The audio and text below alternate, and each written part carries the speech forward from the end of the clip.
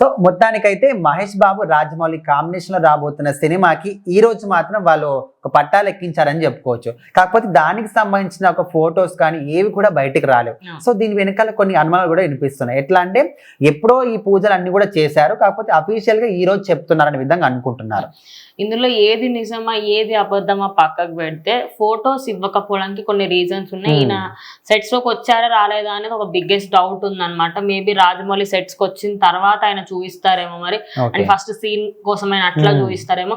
ఇంకోటి ఇదేం 2-3 సంవత్సరాల నుంచి కదా, ఒక 10 సంవత్సరాల నుంచి నడుస్తుంది అనమాట. అప్పుడు ఎప్పుడో 2010 ఐ గెస్ 2013 ఆయన పెట్టాడు, ఈయన ఒక ట్వీట్ పెట్టాడు, finally me and SS Rajamouli are going to do cinema అని.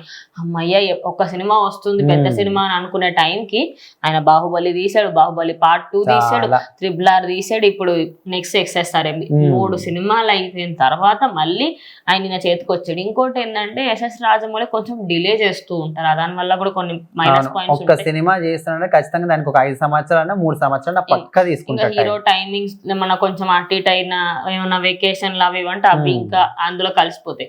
మరి ఇప్పుడు ఈయన ఎప్పుడు సెట్స్ లోకి రాబోతున్నారు? మెయిన్లీ ఇప్పుడు సమ్మర్ లో అయితే ఆయన అవైలబుల్ లో ఉండరు.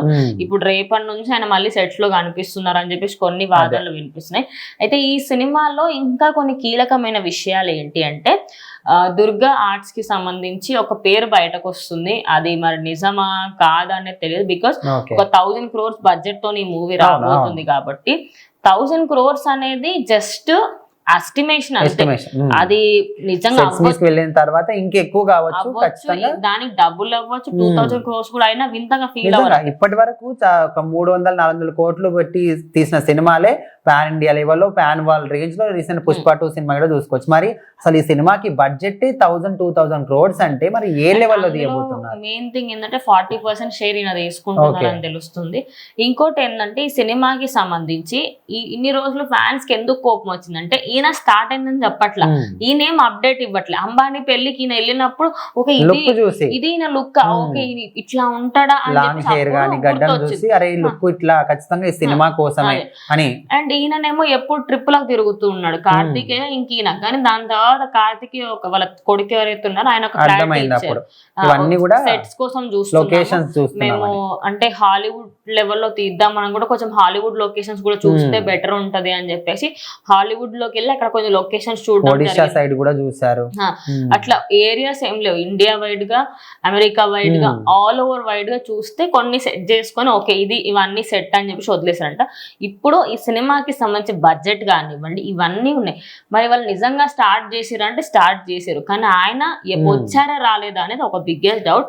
ఫోటోస్ కొంతమంది అయితే వచ్చారంటున్నారు, ఎందుకంటే ఇప్పటి వరకు అయితే మహేష్ బాబు ఏ సినిమా చేసినప్పటికీ ఈ పూజ కార్యక్రమానికి అయితే రాడు, ఎందుకంటే వస్తే ఆ సినిమా ఫ్లాప్ అయితే ఒక సెంటిమెంట్ అనమాట. సో దీనికైతే వచ్చాడని తెలుస్తుంది, మరి ఆ సెంటిమెంట్ ని బ్రేక్ చేస్తాడా లేకపోతే? కాకుండా ఈ సెంటిమెంటే కాకుండా ఆయన ఏ సినిమాకి కూడా 1 year కంటే ఎక్కువ డేట్స్ ఇవ్వరు. బికాస్ ఆయన వాళ్ళ ఫ్యామిలీకి టైం ఎక్కువగా స్పెండ్ చేస్తుంటే అసలు టైం ఇవ్వరు. ఇప్పుడు కృష్ణ గారు లేరు, నిర్మలమ్మ గారు లేరు, అదే ఇంద్రమ్మ లేరు, ఎవ్వరూ లేరు. ఆయన వెంటుండి ఇట్లా చెయ్యు అని చెప్పడానికి పెద్దవాళ్ళు ఎవరు లేరు. సో మొత్తం ఈయననే చూసుకోవాలి. ఇక దానికి సంబంధించి ఆయన ఇన్ని ప్లాన్స్ అన్ని వేసుకుంటూ ఇప్పుడు దానికి సంబంధించి 2 years అయినా సరే, ఇంకోటి సినిమా 2 parts ఉండబోతుంది. అండ్ కొంచెం ఫారెస్ట్ వైబ్స్ తో ఉండబోతుంది, జర్నీ 1 జర్నీ 2 లాగా. చూద్దాం అసలు సినిమా ఎంత డెప్త్ ఉండబోతుంది ఏంటనేది రేపటి రోజు ఏదో ఒకటి అప్డేట్ ఇస్తారు, తెలుస్తుంది అప్పటికి.